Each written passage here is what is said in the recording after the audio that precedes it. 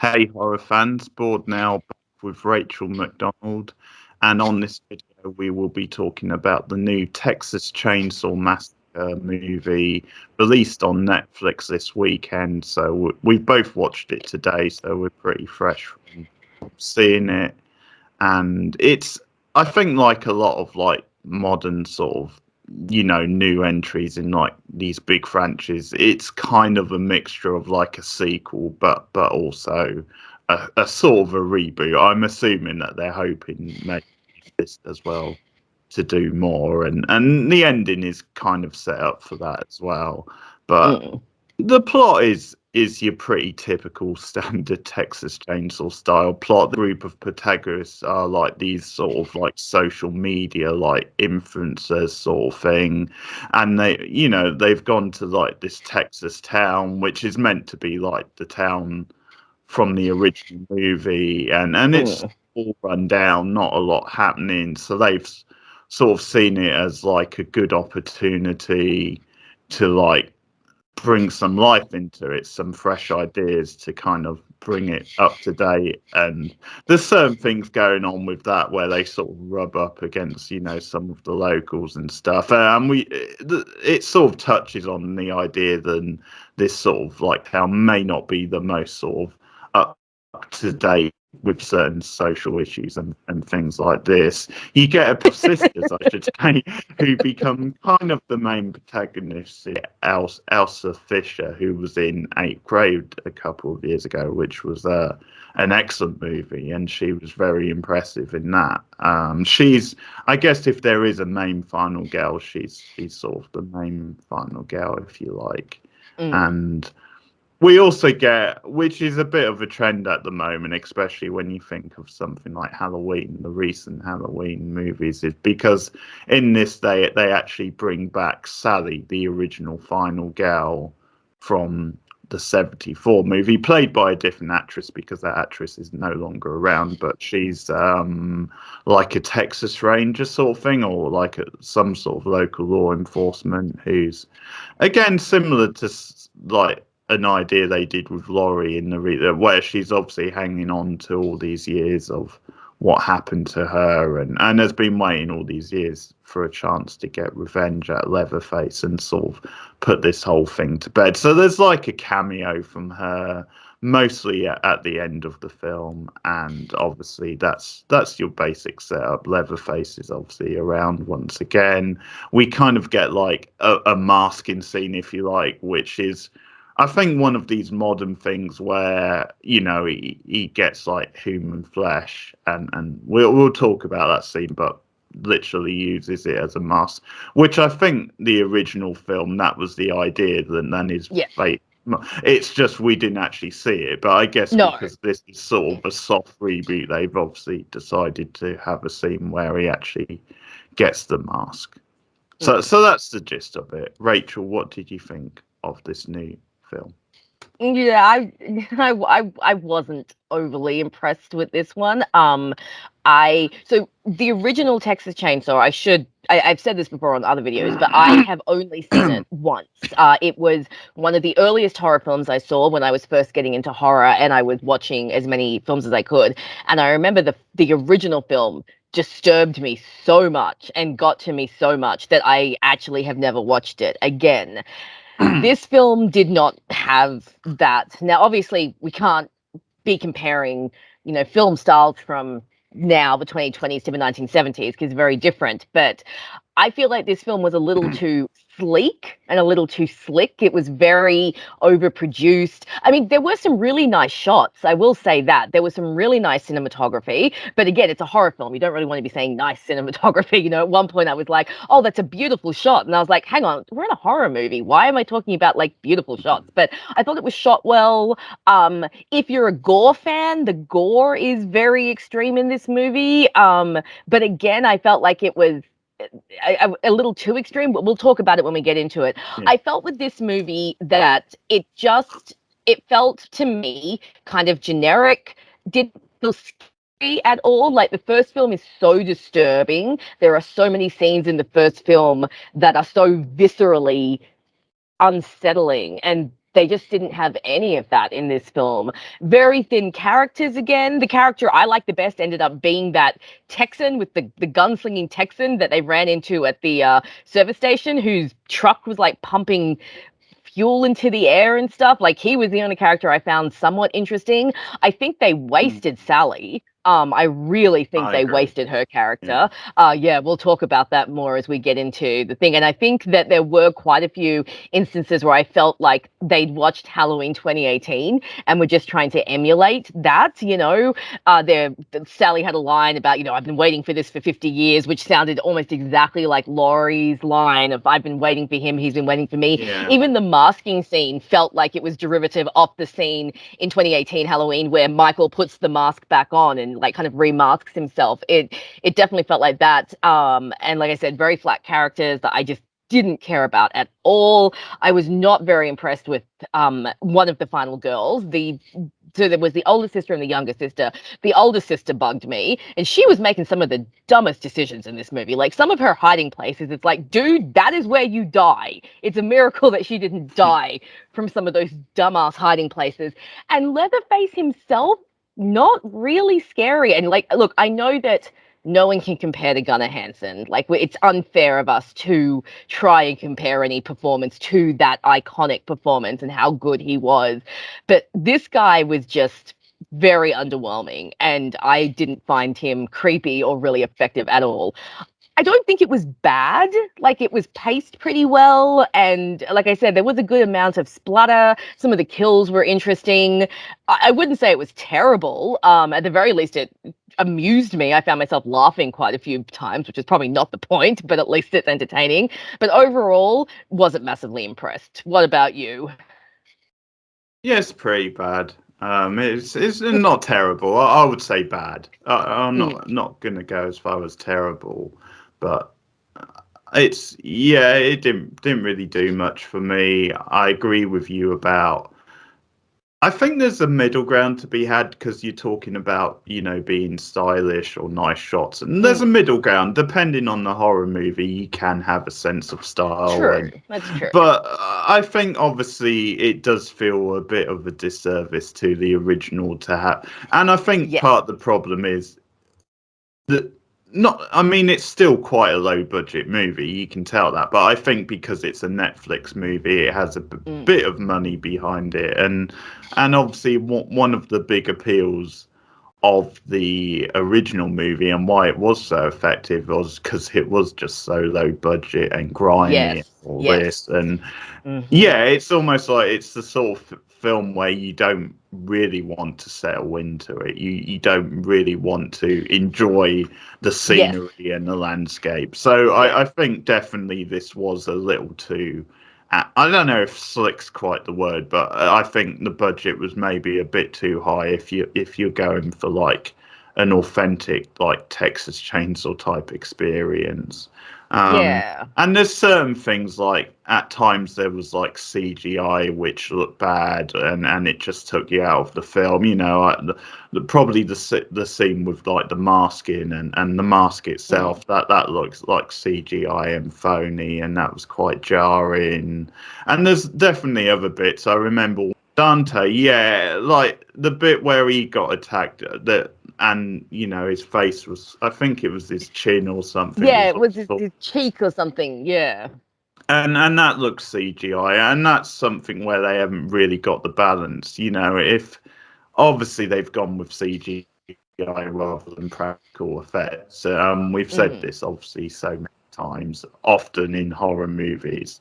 I mean, if you've got the budget, then maybe, but in general, when you're going for gore effects, I'd say not 90% of the time, it's best to go practical, really. Practical effects, I agree, yes. About Halloween 2018, but I actually thought more of Halloween Kills, just some of the stuff that bugged me in that about the extreme violence and stuff, and yes. And just how over the top some scenes were, where I think you're getting this awkward sort of balance of like a torture porn movie, but also an action movie, where at times it doesn't feel like a horror movie. I think you got a lot of those scenes. And another thing about this stuff and the whole torture porn like subgenre, which this definitely has the feel of at times, is you have to remember torture porn sort of started with like the Saw movies or like Hostel. And those movies are now like the best part of 20 years old. I mean, you sort of feel it's about time horror really moved on, and it just feels like it's, you know, up in the ante, like extreme violence for the sake of extreme violence. 84 minutes. Yeah, it is short. But I sort of felt actually it could have been a little bit longer, like you could have got to know the characters a bit more. Definitely. Yeah, I hear you. Into it, and I thought, okay, this isn't too bad. Like, I thought the setup to the film wasn't too bad. Like, you sort of had a solid enough, like, 10-20 minutes. Because it's funny, like, the stuff with, I forget, Melanie. Like, when she first appeared in the shop and that, like, she was quite irritating, but then I thought she settled down a bit after that, and she wasn't as bad. I mean, obviously, I like Elsie Fisher. I like that actress who plays her sister, and probably out of the two, she was the better. But I mean, as things went on, I didn't mind Melanie too much. I just think, obviously, they were sort of blank slates as characters, but yeah.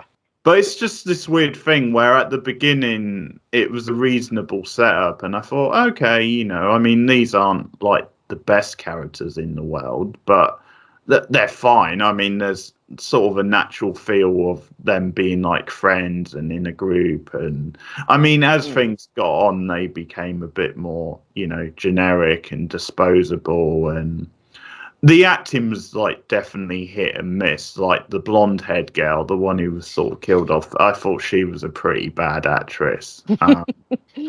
But it was a mixed bag. I mean, Elsie Fisher is a good actress, and she's good at times in this when she's allowed to be. Like, I think some of the final showdown stuff at the end, she's good. Like, she's pretty badass, you know, when she's like got the gun and turning the tape. But unfortunately, she's just wasted in this film. She's not really given enough to do. And there's a couple, you know, obviously you've got like Alice Cringe in this one, who's a bit of a character actress. She's quite effective in her scene. I definitely agree with you about Sally being wasted, which we'll talk about in a few moments. But I just sort of thought maybe they could have spent a bit more time with the characters, you know, getting to know them, because it was a short movie anyway. So I just wondered they could have maybe spent, you know, an extra 10-15 minutes to a rush, because there was this really silly scene with I forget the sister's name, but the younger one, the Elsie Fisher one, Lily. Lily. There's this weird sort of subplot where she didn't want to be here, like she was the one who was against it, and you just had this weird thing with her and like the contractor where they sort of did a beat where it looked like there was something between them, which there wasn't, like she said straight, but she just came out of like the bathroom like with a cigarette and smoking a cigarette. And they were just playing up this idea of her, you know, being a bit more bad, you know, sort of like acting out, and it just, and we had like a bit of a melodramatic like flashback, and that scene was very silly, and then it did feel rushed, this stuff, because you also had Melanie very quickly changing her mind about wanting to be there. I mean, that was very rushed, because obviously what happened with the old woman. What I liked about the opening was I liked how they worked like the previous movie in quite naturally without, you know, in your face, and we didn't have to spend. I quite like how they had like that TV documentary, that little TV special where they did the narration. Yeah, I thought that was a clever way to link both the movies. I agree with you. I thought that was good. Because sometimes in like these nostalgia sequels, they can rely too much on the older movies, and they can spend Yeah. too long, and Yes. they don't always Mm. find the best way to like reference them. Sometimes it feels a bit too clunky. Yeah, and this was, quite a nice way, quite a natural way to sort of do Mm. it. And the setup of Sally was fine. It's just then when they got to her main sort of bit at the end, it just wasn't very good. And you need to bring her back. It does sort of feel like fan service more than something that's Mm. justified, because it's different with someone like Laurie Strode, because she is so iconic, and Yes. you could argue. I mean, she was sort of the original final girl in a way of slasher Mm. movies, and there's definitely an argument that she's just as important to the Halloween franchise as Michael Myers is. As Michael, So, yes, so definitely. bringing Mm. Jamie Lee Curtis back for the recent films, that feels like much more of a big deal. And they obviously did something with it, so there's that as Mm. well. So it just feels a bit of an odd one bringing Sally back. And Yeah, like I thought that we get, because they talk about how she's become a ranger and she's been looking for him for 40 years, and when they said that she'd been looking for him for 40 years, I was like, okay, I know Texas is a big state, but is it really that big that you couldn't find someone after looking for them for 40 years? And they kind of explain it away by like, oh well, he was wearing a mask, how can you find someone when you've never really seen their face? And it's like, yeah, okay, he was wearing a mask, but he's a big dude with a chainsaw and a creepy ass family, so I don't think he's that hard to track down. And but then yeah, like she's in like what, like 4 scenes, if that. She comes to confront Leatherface, and even their showdown isn't really that epic. And again, I think it's because, like you said, when you have Laurie Strode and Michael Myers, those names are fairly synonymous with each other. You think one, you think of the other, and they play up the whole shadow selves. But Sally and Leatherface don't have that same dynamic. She's not his ultimate victim. She's just the final girl of the first movie. That being said, I haven't seen the sequel, so does she turn up in the other uh, sequels I'm at all? pretty sure she doesn't. I've not seen all of them, but as far as I know, Yeah. she doesn't. Like, it's when you get to number two, it's a different character, and because Okay. it's also like she's fine and everything. I mean, it's a different actress now anyway, but Mm. it's one of those things where that original movie, it is more about Leatherface, and it is Yes. more about his Yes. family and the monsters and the setting itself, rather than the Mm. characters. The characters are pretty secondary in a way. Yeah. It's not like Halloween, as we said, where you really No. get to know Laurie Mm. Strode, and she's a major Yeah. character, and same with So yeah, Liz. here you Yeah. yeah, you just don't have that same impact. And I feel like if you took her out of the movie,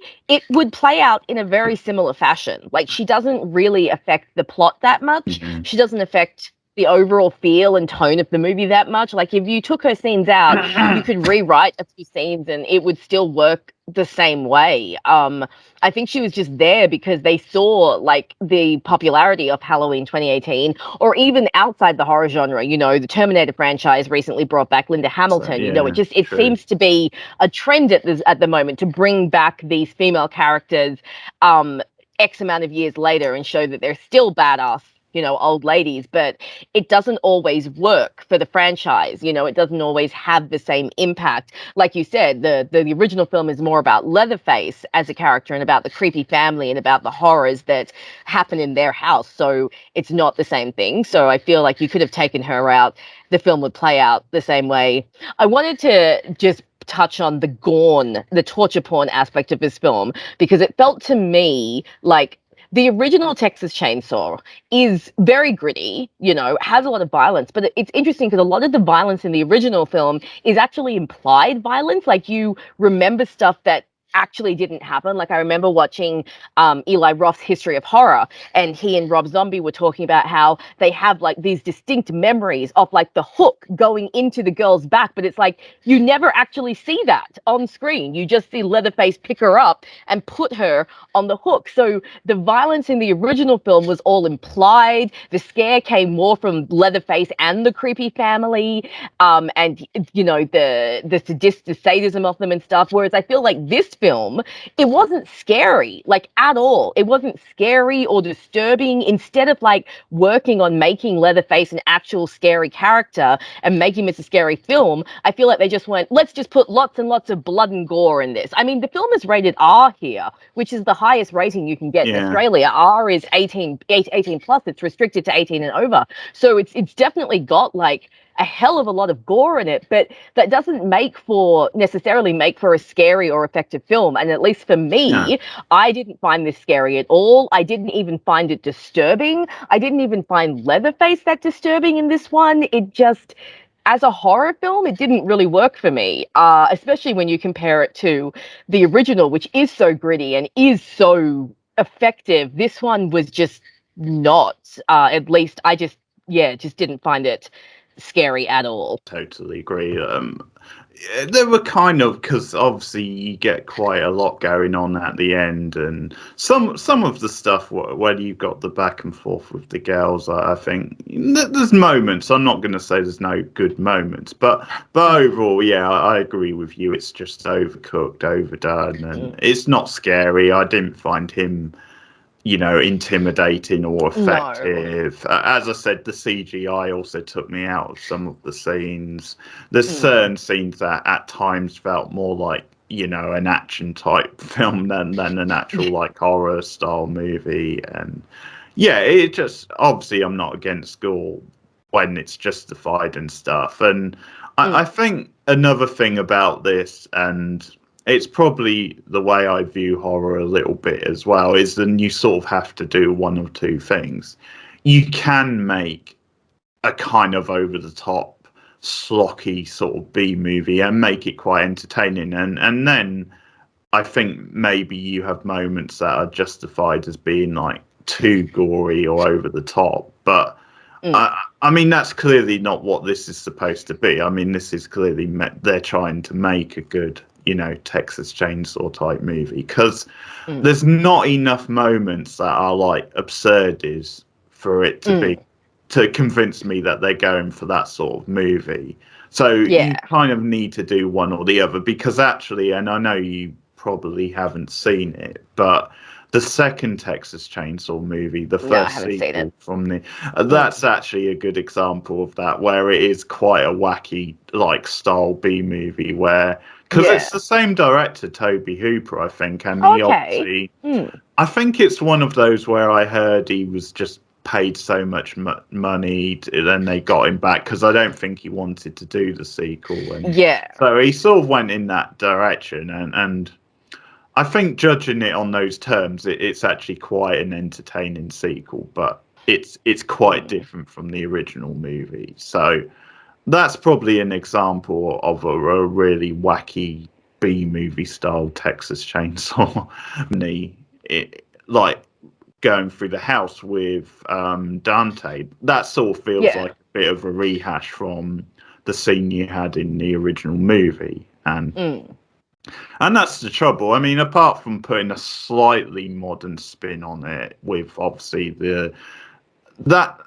what's funny about that and the idea of like social media and influencer is, it's sort of funny how quickly that sort of runs out of steam, because it seems like a lot of modern movies are going to that well, and they didn't really do anything with it. Like the best moment with it was actually, you know, the scene on the bus where like you've got the shot, and it's like, because I mean, obviously it's wacky and goofy, because I'm pretty sure they wouldn't have that reaction if this scary guy with a chainsaw. I'm pretty sure they would be scared shitless and convinced that this guy is not to. But it's obviously a gag on like modern social media and stuff, because you know, they start filming him and putting it on their like feeds, and the line is, I'm cancelling you, sort of thing. Yeah, try anything and you're cancelled, bro. Yeah. I actually noted that down. And when I was like,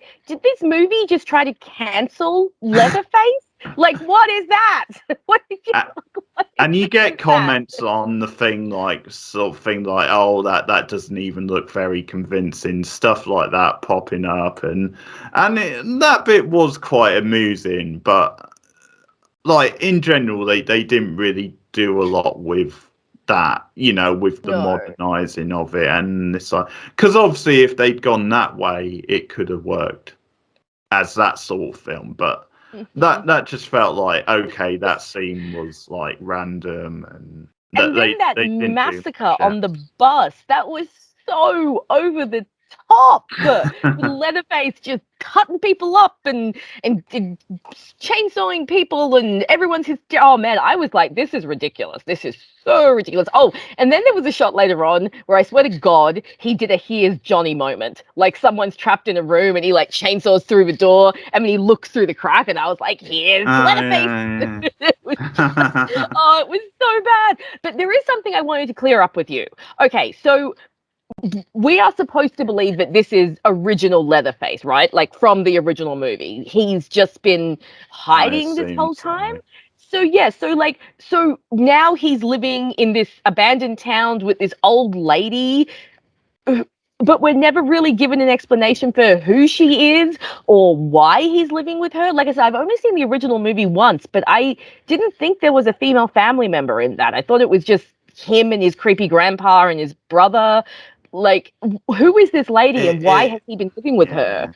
Yeah, I think we're maybe meant to assume that maybe they passed on, because I think maybe he was the youngest of the family. Yeah. If I had to guess, I think he was meant to be, but I don't know. Yeah, they don't really explain it, and that was just so weird. A bit of drama because she's like still in the house that they're supposed to be taking over, and I mean, the scene with her, like the first scene where you first see her, is a bit more. I think it's one of the better scenes, just because I like that. A bit more dynamic. I think she's presence and stuff, but as things go on, it again becomes a bit silly, and even her vomiting, it looked a bit like CGI style vomit. Yeah. And then they were trying to like convince us that like Leatherface like loved her, like was grieving her, and then at one point he like went up to her room and like got her dress out, was putting her makeup on, and I was like, okay, cool, now we're going Norman Bates route. Like, what is this movie trying to do? And then there was that really weird scene where Sally finds him in the house and has like a gun to him, and she freezes and is unable to shoot him, but he just like walks out of the room and leaves her there.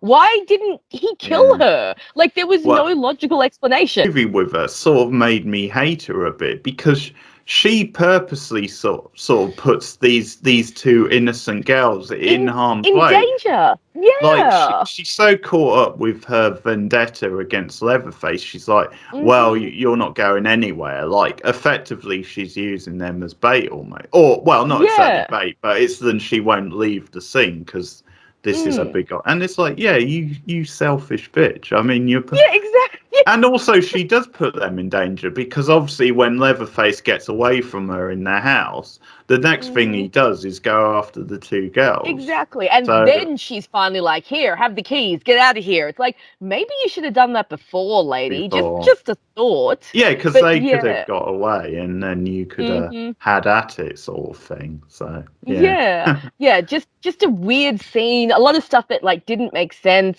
I have to admit though, I thought the ending was kind of cool. Like the very final ending when, you know, they think that they've defeated Leatherface, and I have to say the sister rising up with the chainsaw and like going after Leatherface with the chainsaw was pretty cheesy and made me laugh. Is that the but then at the end sister? No. So the younger sister Oh, shoots him, and then she's just yeah. out of bullets, and then the older sister suddenly Oh, rises okay. up and has like the chainsaw. That was a bit cheesy, but I did think that the part where they were driving away in the car and they thought they'd finally escaped, and then Leatherface just appears out of nowhere and like chops her head off. I thought that was effective. Oh, but can we talk about how Leatherface is like a teleporter now? Like, I swear to God, there were so many parts in that movie. Like, Mm, Stephen and I were watching it. We're like, how did he get there? Wasn't he just there? Why? How is he suddenly over there? It was like yeah. teleporting Leatherface. It was just not a lot of logic in this movie. I don't think they planned like the set piece very well. It was just such a messy movie. It's like the Mm. direction wasn't the best. I mean, it's not the worst direction I've No, seen. it's not It was terrible, but basic, but it's yeah. yes. The direction wasn't great. So Mm. as these things kept piling up, again, it's that thing of this sort of horror movie. You ideally want to keep things quite straightforward and Mm. build up who your main protagonists are going to be and make it about a conflict between them and Leatherface, not crowbar in all these Yeah, other sort of characters and exactly. have like Yeah. pointless sort of deaths, that don't really mean anything. Freddie Alvarez was a producer on this, so it's the team behind the Don't Breathe movies, or I mean Freddie Alvarez Okay. directed the first Don't Breathe movie. Mm. Also, they did the Evil Dead remake slash Oh, reboot. okay. So okay, so they have some credibility, and it was like it's sort of frustrating, really. I obviously they did the screenplay apparently, so I don't know if they're just better directors than writers, or if it's just whatever. It just became a generic Texas Chainsaw. Yeah. But it sort of feels a missed opportunity where maybe if Freddie Alvarez directed it, it would. Well, I'm 99% sure it would have been a much better movie. It's a funny one because I would say expecting roughly what I got. So I'm Mm. not too disappointed. I would say it's roughly where I expected it to be. Yeah. But at the beginning, just because it had a pretty solid start, I thought, okay, this could roughly, creep up a part, Mm. slightly above the mediocre mark, where it could be a slightly enjoyable Texas Chainsaw Massacre movie, but nothing Yeah. to write home about. And then it kind of went off a cliff from there, really. as it got on, it got worse. But Mm. I do recommend, if you've never seen Eighth Grade, you should watch it with Yeah. Elsie Fisher. It's Okay. fantastic. I'll put that on the list then. Yeah, it's really good and a really important modern movie about like mental health and what have you. And Ah. she's fantastic in it. I Oh, did know cool. I did notice actually, and I'm not sure who he played, but the comedian Bo Berman was in this. Mm. And I think he's the one who actually directed Eighth Grade.